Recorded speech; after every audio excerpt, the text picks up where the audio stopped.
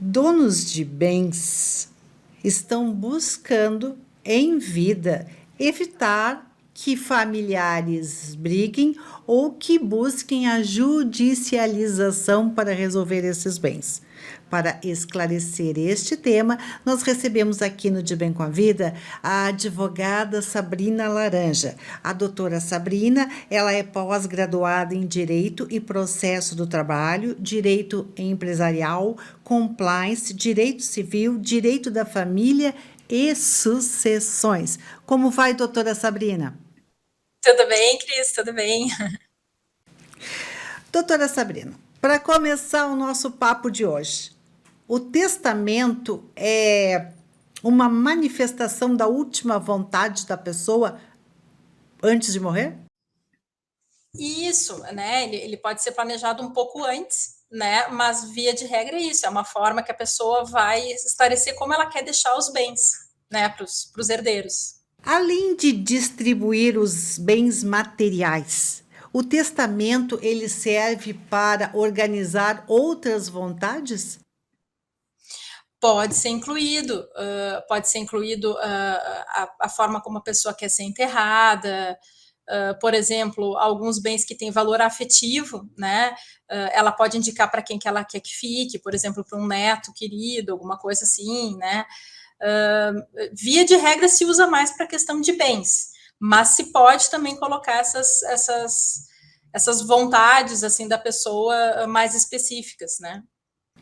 Nós estávamos conversando antes de iniciarmos a entrevista e a senhora falou um número que me chamou muitíssimo a atenção e eu vou pedir agora que a senhora compartilhe com o nosso público.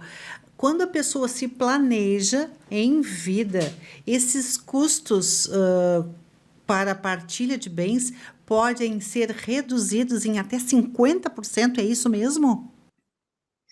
E isso podem, porque os custos de inventário, quando a pessoa morre, independente de ser extrajudicial ou judicial, né, o inventário, eles são muito altos em razão, principalmente, do imposto que se paga, né, o ITCD. É complicado porque a avaliação desses bens também é feita pelo Estado e geralmente o valor pega o valor de mercado. Então, muitas vezes o bem está deteriorado, mas o que eles consideram é o valor de mercado. Claro que tem formas da gente conseguir baixar esse valor, mas, enfim, né, os gastos são altos, também tem as custas do tabelionato, se for um inventário extrajudicial, e as custas judiciais, se for um judicial, né, um inventário. Se houver um planejamento sucessório anterior, além de evitar brigas familiares, é interessante porque as pessoas podem distribuir os bens em vida para os filhos, enfim, para os parentes, através de doação, através do testamento, já determinando, né, determinados bens para tais herdeiros, evitando brigas futuras, né, e que a questão do inventário se estenda. Então, é interessante, sim, fazer um planejamento sucessório e os custos podem ser diminuídos, assim, até realmente em 50%. Tem uma idade mínima para a pessoa se tornar um testador? Sim, tem. A pessoa tem que ser maior e capaz, né? Enfim, capaz que eu digo assim, tá em plenas faculdades mentais. Nós temos no Brasil, doutora Sabrina, o hábito do testamento tão comum na Europa, em países tidos como desenvolvidos? Não. Assim, o testamento, na verdade, assim, em outros países já se tem a cultura de que o inventário é muito caro, né? Aqui no Brasil ainda não se tinha essa cultura, porque o inventário não era tão caro assim há poucos anos atrás. Ele está se tornando cada vez mais caro. As alíquotas foram aumentando, né, como eu disse, assim, a avaliação dos bens também está aumentando. Então, as pessoas mais agora na pandemia é que começaram, devido a muitas mortes na família, às vezes mais de uma morte na mesma família, começaram a perceber, né, o quanto isso dá custos e começaram a se prevenir, né, fazendo testamentos. Então, houve um crescimento, mas é muito recente esse crescimento, né? Normalmente, o que a gente vê de testamento são pessoas que têm um poder aquisitivo muito alto, que têm, por exemplo, empresas, que têm holding, então acabam fazendo já esse planejamento através de um testamento, porque já tem uma orientação jurídica já antiga, já preparada para isso.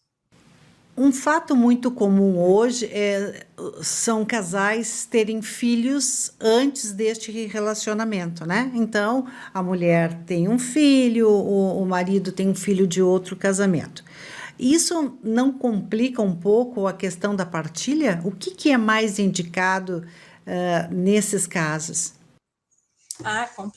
Complica sim, porque em muitos atendimentos que nós fazemos, a gente percebe que o cônjuge que deixou o primeiro casamento, muitas vezes, quando não foi favorecido nessa partilha de bens, né, e deixou muitos bens para a esposa, um exemplo, né, ele acredita que os filhos do primeiro casamento já foram favorecidos, então esses não teriam direito ao patrimônio adquirido, né, no segundo casamento.